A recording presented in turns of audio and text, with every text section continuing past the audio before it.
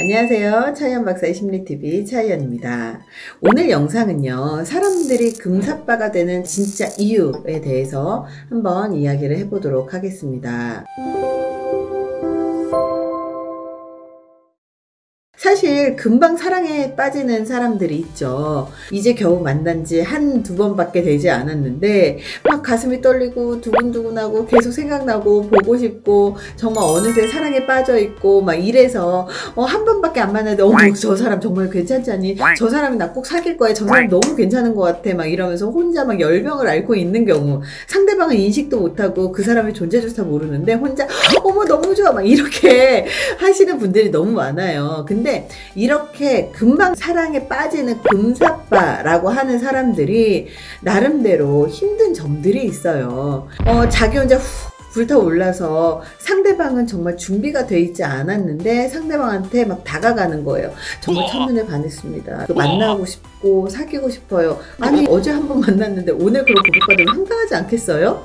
그래서 이렇게 당황을 시키거나 이렇게 금방 사랑에 빠지시는 분들 같은 경우는 상대방의 장점과 단점을 파악할 시간이 충분하지 않아요. 그래서 사람은 누구나 장점이 있고 단점이 있습니다. 연애를 시작을 할 때 사랑하는 마음이 더 커서 단점까지도 이렇게 커버할 수 있다라고 생각하실 때 연애를 시작하는 게 가장 좋거든요. 그런데 그걸 모르는 상태에서 연애를 시작을 했다가 이 단점 때문에 엄청 고생을 하는 거예요. 예를 들어서 바람둥이라던가 아니면 돈을 펑펑 쓰는 정말 낭비벽이 있다던가 뭐 외모 치장을 너무 과하게 한다던가 뭐 이런 것들 때문에 도저히 만나지 못할 정도로 심각한 경우들이 가끔 발견하게 됩니다. 이 금사빠이기 때문에 상대방의 단점을 확인하지 못하는 거죠. 그래서 미네소타 대학의 일레인 윌스터 교수는 사람들이 금사빠가 되는 이유를 확인하려고 재미있는 실험을 준비했습니다.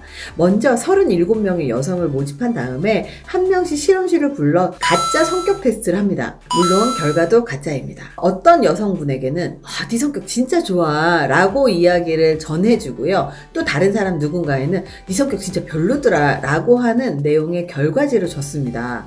그러니까 이 여성들은 자기의 성격에 대해서 테스트 결과를 받아봤죠. 참가자들이 그 결과지를 보는 동안 교수가 잠시 자리를 비웁니다. 그리고 이때 참가자 혼자 남아있는 실험실 안으로 굉장히 잘생긴 외모의 훈남이 투입이 됩니다. 그래서 지나가다가 들린 듯 아주 자연스럽게 들어와서 참가자한테 말을 붙입니다. 안녕하세요, 저는 교수님 제자예요 라고 하면서 한 15분 정도 자연스럽게 대화를 나가요.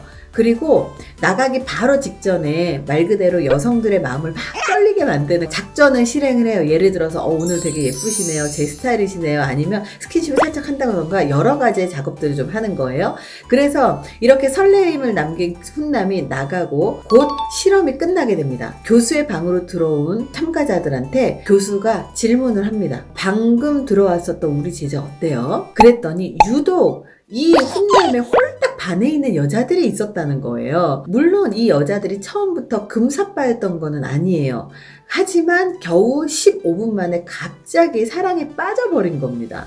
이렇게 금방 사랑에 빠져버린 사람들의 공통점이 뭐였는가 확인을 한번 해봤더니 신기하게도 성격 테스트에서 네 성격 정말 별로야 라고 하는 나쁜 결과를 받은 참가자들 중에 금사빠가 많았다는 겁니다. 이 교수가 하는 말이 이런 결과를 받아든 참가자들은 자신감이 떨어지고 자존감이 떨어지기 때문이라고 설명을 해요. 자기의 성격이 별로라고 하는 결과지를 받은 사람들은 자신감에 타격을 받을 수밖에 없거든요.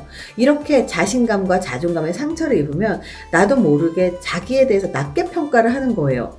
그래서 자신을 저평가하게 되면 다른 사람보다 나은 사람이나 뛰어난 사람을 우러러보게 되는 그런 경향성이 있거든요. 그래서 이런 상태에서는 이성의 단점보다는 장점에만 집중을 하기 때문에 금방 마음을 뺏겨버리는 거죠. 만약에 그 남자가 우리하고 비슷한 수준의 남자라고 할지라도 혹은 그 여자가 나하고 비슷한 사람의 수준이라고 할지라도 나보다 조금 떨어지는 사람의 설정이라고 할지라도 자기 스스로를 저평가하면 상대를 실제보다 더 뛰어나고 매력적인 사람으로 보게 된다는 거예요. 그래서 평소에 다른 사람한테 거절을 자주 당하고 그리고 스스로 자기 비하가 있는 사람들은 그런 사람들은 사랑에 쉽게 빠질 가능성이 높다고 로저스의 1951년도에 연구에서 결과가 나왔습니다.